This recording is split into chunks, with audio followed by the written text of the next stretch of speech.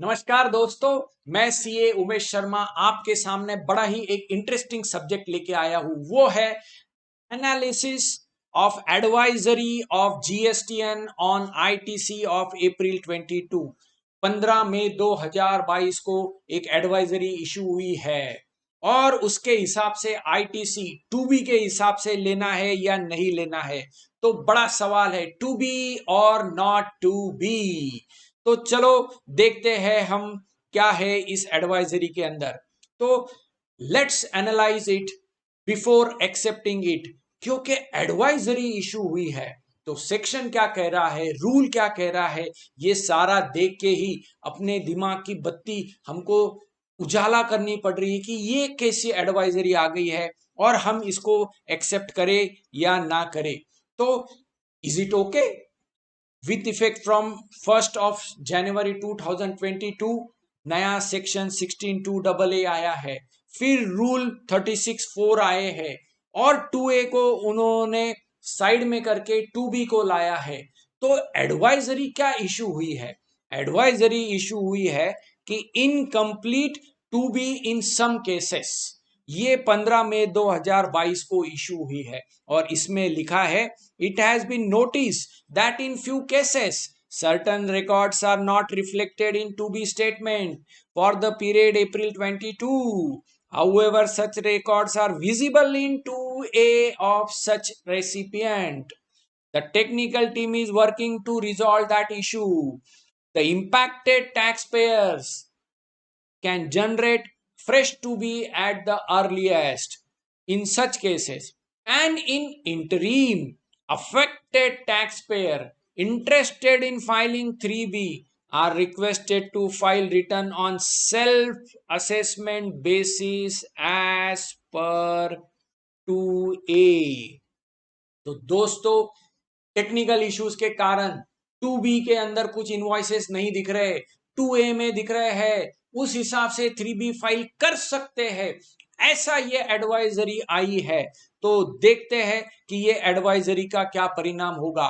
फटाफट section 16(2)(a) 1 जनवरी 2022 से आया है। ये सेक्शन के तहत ये कहा गया है कि जो भी इनवॉइस है, जो भी डेबिट नोट है, जिसका यहां पर सप्लायर फर्निश करेगा GSTR 1 और वो कम्युनिकेट होगा रेसिपिएंट को उस इनवॉइस और उस डेबिट नोट का, वो सेक्शन 16 के हिसाब से आईटीसी लेने के लिए जरूरी है, कम्युनिकेशन टू द रेसिपिएंट।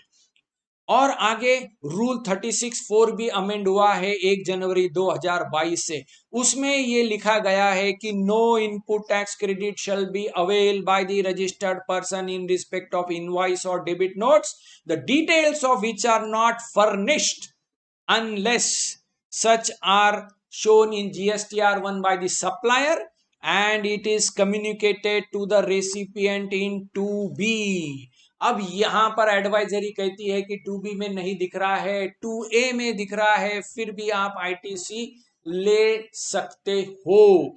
अब नया सवाल आता है कि क्या करे क्या ना करे, तो क्या इश्यूज आ सकते हैं, हमने ये एडवाइजरी एक्सेप्ट करनी है या नहीं करनी है। तो दोस्तों, सबसे पहला issue, can GSTN issue such advisory which is against section 16(2)(a)? क्योंकि सेक्शन कहता है कि 2B में ये दिखना चाहिए तभी आईटीसी एलिजिबल होगा। What happens in such cases if no invoices appears in 2B? कोई ऐसी केस आ जाए जहां पर 2B में कोई इनवॉइस दिख ही नहीं रहा है, फिर भी हम आईटीसी ले ले। Is if the taxpayer accept this advisory, later invoice of mismatch whether will be issued or not issued, interest उसको लगेगा या नहीं लगेगा। कई सवाल इस एडवाइजरी के ऊपर से सेक्शन और रूल्स के इंटरप्रिटेशन से उठ रहे हैं।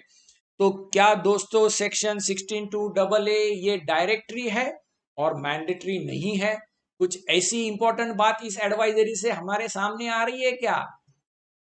तो बेटर है कि हम सारे स्क्रीनशॉट रखें, सारा रिकंसिलेशन रखें और सोच समझकर केस टू केस बेसिस के ऊपर 3B भरे, क्योंकि कल चल के सेक्शंस और रूल का हमने कंप्लायंस नहीं किया है, इस कारण नोटिसेस ना आ जाए। तो दोस्तों सोच समझकर इसके ऊपर निर्णय आप लीजिए। और एडवाइजरी क्या ओवर रूल कर सकती है सेक्शंस और रूल्स को, प्रोविजंस ऑफ जीएसटीएन को, बट ये बेनिफिशियल है। तो क्या करे, इसका यूज करे या ना करे। यूज करेंगे तो प्रॉपर डॉक्यूमेंटेशन के साथ इसको यूज करें।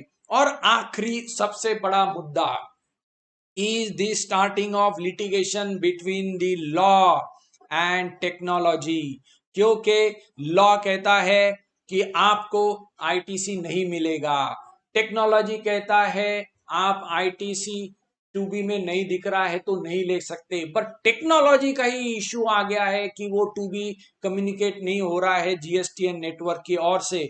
तो अब इस केसेस में क्या ये झगड़ा शुरू हो गया है लॉ का और टेक्नोलॉजी का, उस कारण से एडवाइजरीज इश्यू हो रही है क्या। तो ये मुद्दा था। देखते रहिए कर नीति। Thanks and enjoy. ये मेरा नंबर है, ये मेरा ईमेल आईडी है। देखते रहिए कर नीति का यूट्यूब चैनल। आपके क्वेरीज और सवाल जरूर भेजें। Thank you.